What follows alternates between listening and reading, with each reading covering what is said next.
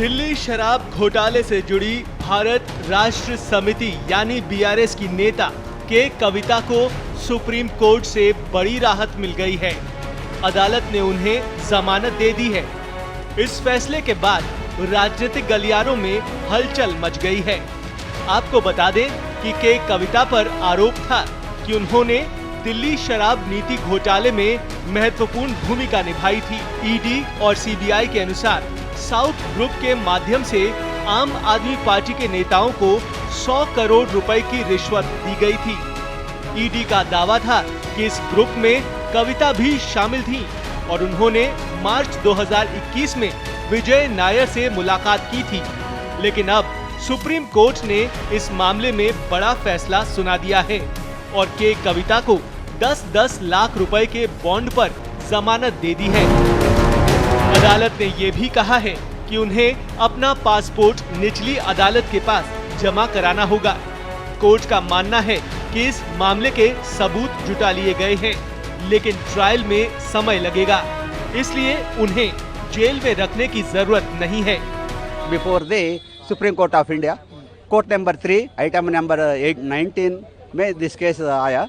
On the time CBI and ED strongly opposed the bail against the Kavita because of they are saying like that there are so many witnesses statements against the Kavita, and we are recorded 459 statements of witnesses against the Kavita.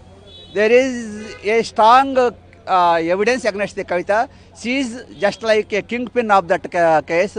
A liquor scam, 100 crore scam, may she is strongly involved. Like that they are saying before the Justice B.R. Gawai and Viswanathan bench में. They are strongly opposed the bail.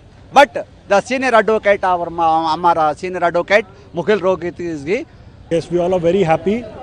The court has accepted almost all our contention and has granted us bail today.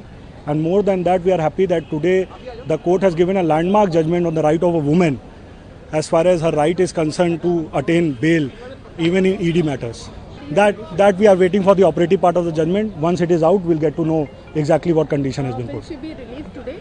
The court has indicated that it will be released by 2 o'clock today. Let the order come. Let the order come. Whatever is in the order, that is the observation of the court. Supreme court के इस फैसले के बाद BRS party के नेताओं का कहना है कि जेल में 164 दिन और कोई भी सबूत पेश नहीं किए गए। उनके खिलाफ लगाए गए आरोप झूठे साबित हुए हैं। बीजेपी हार गई, कविता जीत गई। ये बयान काफी चर्चाओं में है और राजनीतिक पारा गरमाया हुआ है।